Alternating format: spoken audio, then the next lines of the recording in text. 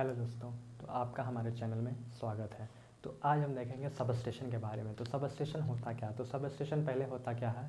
तो sub station ऐसा जगह होता है जहाँ पे क्या किया जाता है, जहाँ पे कोई भी ट्रांसमिशन लाइन है या फिर ट्रांसमिशन वोल्टेज है, ट्रांसमिशन लाइन आता है तो उसको क्या किया जाता है, या फिर स्टेप डाउन किया जाता है या फिर स्टेप अप किया जाता है। तो सब स्टेशन उसी को कहते हैं जहाँ पे क्या बहुत सारा इक्विपमेंट होता है, क्या करने के लिए, हमारा स्टेप डाउन वोल्टेज को स्टेप डाउन करने के लिए या फिर वोल्टेज को स्टेप अप करने के लिए। तो देखेंगे सब स्टेशन होता क्या है, सब स्टेशन कितने तरह के होते हैं। तो सबसे पहले classification based on operating voltage. तो यानी कहने का मतलब है सब स्टेशन को हम वोल्टेज के हिसाब से किस तरह से डिवाइड करेंगे। तो सबसे पहला हमारा क्या होता है, सबसे पहला हमारा होता है हाई वोल्टेज सब स्टेशन।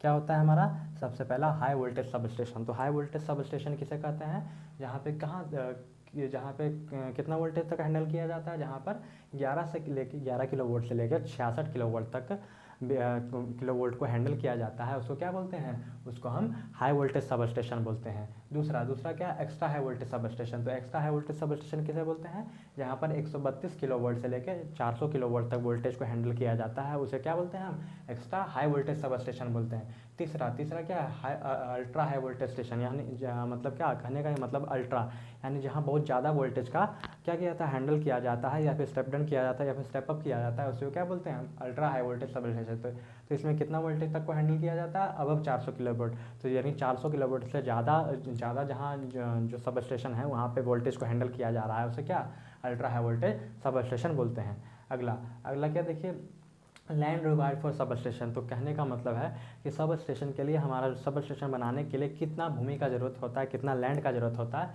उसके बारे में।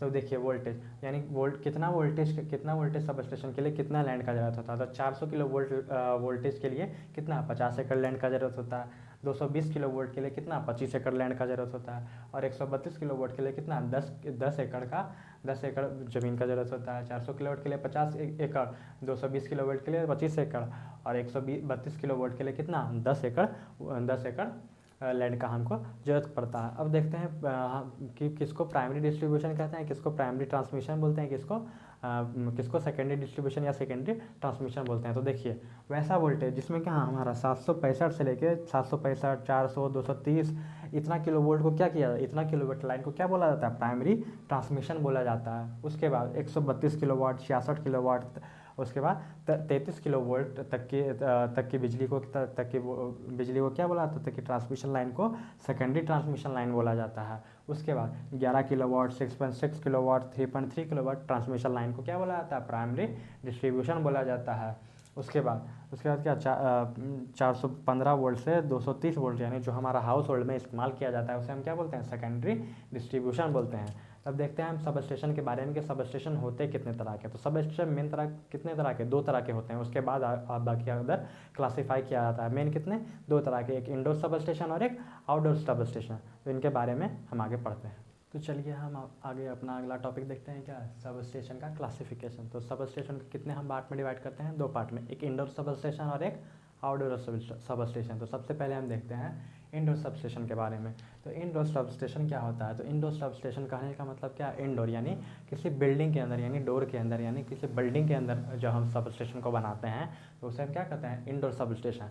तो ये किस लिए डिज़ाइन किया जाता है, तो ये मेनली डिज़ाइन किया जाता है 11 किलो वोल्ट यानी कम वोल्टेज के लिए, प्राइमरी डिस्ट्रीब्यूशन के लिए या प्राइमरी डिस्ट्रीब्यूशन के लिए मेनली इसका इस्तेमाल किया जाता है इंडोर सब स्टेशन का। इसका बहुत ज़्यादा यूज नहीं है, इसका यूज़ कितना, डिज़ाइन फॉर 11 किलो वाट। क्यों कम यूज़ है, तो आगे देखते हैं। तो क्या cost of sub station is high, तो इस सब स्टेशन का क्या हो जाता है, कॉस्ट बहुत ज़्यादा हाई हो जाता है। तो क्यों ज़्यादा हाई होगा, तो देखिए जैसे आउटडोर सब स्टेशन में हमको क्या कोई बिल्डिंग नहीं बनाना है, उसके बाद वहाँ पे फुटिंग वगैरह, कूलिंग वगैरह कोई चिंता नहीं है। लेकिन हमको जब इंडोर सब स्टेशन बनाना रहेगा तब पहले क्या हमको एक बिल्डिंग बनाना रहना पड़ेगा। एक बिल्डिंग को बनाएंगे उसके मजबूत बिल्डिंग बनाएंगे, ताकि क्या बड़ा जो ट्रांसफार्मर है, जो स्विच यार्ड है, जो जितने भी तरह के इक्विपमेंट है वो क्या हो सके, बढ़िया से रखे जा सकें, वो मजबूत हो, उनका प्लिंथ मजबूत हो। उसके बाद हमको क्या करना पड़ेगा, उसमें कूलिंग प्रोवाइड करना पड़ेगा, अलग से हाइड्रोजन कूलिंग या गैस कूलिंग, अलग अलग तरह का कूलिंग इस्तेमाल करना पड़ेगा। क्योंकि क्या जो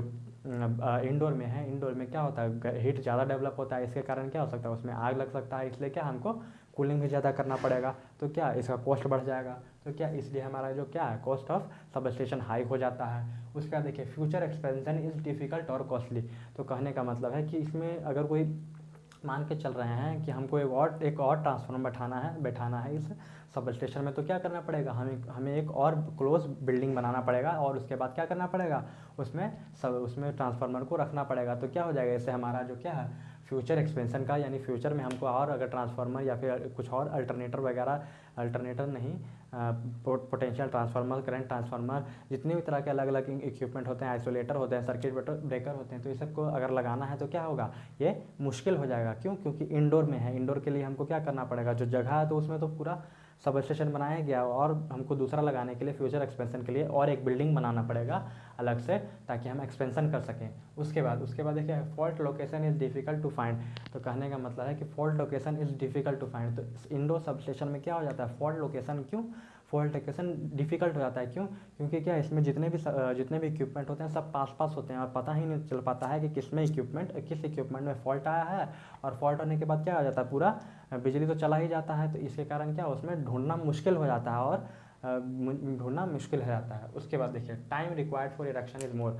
तो क्या इसमें टाइम इरेक्शन कहने का मतलब है कि इरेक्शन बनाने का टाइम और मतलब कि कितने दिन में ये बनकर तैयार हो जाएगा। तो इसमें बनाने के लिए सबसे ज़्यादा टाइम लगता है। तो क्यों ज़्यादा टाइम लगता है, तो क्योंकि हमको क्या पूरा बिल्डिंग का स्ट्रक्चर बनाना पड़ता है और मजबूत स्ट्रक्चर बनाना पड़ता है, जिससे क्या इसमें ज़्यादा टाइम लगता है। वहीं आउटडोर में क्या हमको कुछ नहीं करना है, खाली एक प्लिंथ बनाना है, उसके बाद जितने भी इक्विपमेंट ला के उसको रख देना है। उसमें बिल्डिंग बनाने का खर्चा ही नहीं, स्ट्रक्चर बनाने का खर्चा ही नहीं।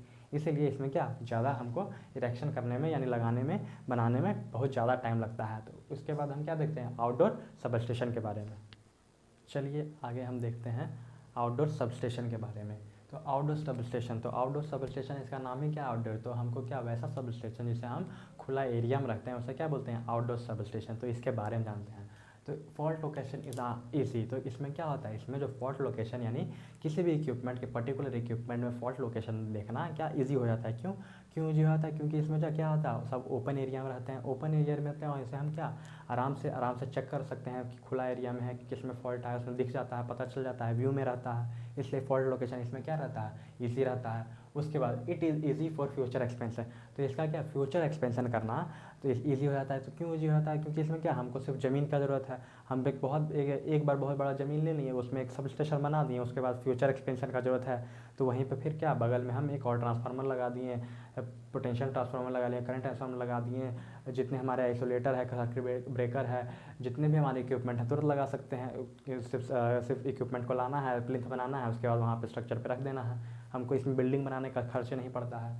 उसके बाद क्या मोर एरिया इज़ रिक्वायर्ड। इसमें सिर्फ एक ही डिमेरिट है क्या, इसमें हमको बहुत एरिया का जरूरत पड़ जाता है।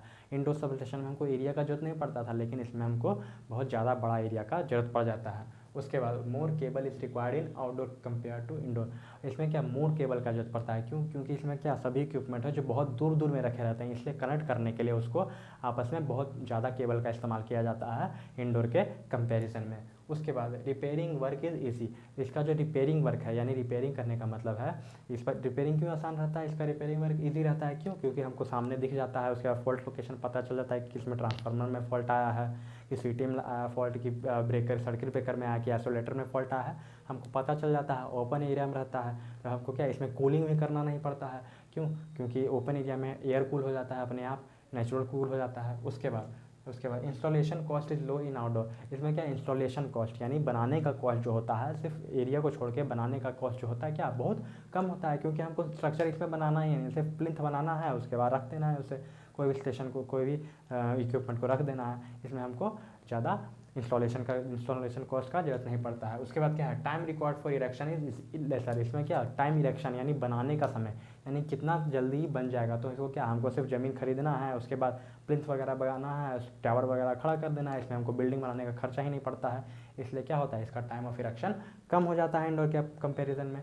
इस तरह से आज हमने क्या देखा है, इस तरह से आज हमने टाइप ऑफ सब स्टेशन के बारे में कहा कि सब स्टेशन कितने तरह के होते हैं। सब स्टेशन किसको हमको अलग अलग टाइप पे डिवाइड करते हैं, जैसे वोल्टेज के हिसाब से कितने पे डिवाइड करते हैं, उसके बाद इंडोर आउटडोर के हिसाब से। उसके बाद आज हमने देखा कि कितने सब स्टेशन के लिए कितना लैंड का ज़रूरत होता है, इंडोर सब स्टेशन किसे कहते हैं और आउटडोर सब स्टेशन किसे कहते हैं। तो एक और लाइन है आउटडोर सब स्टेशन में कि आउटडोर सब स्टेशन कौन कौन होते हैं।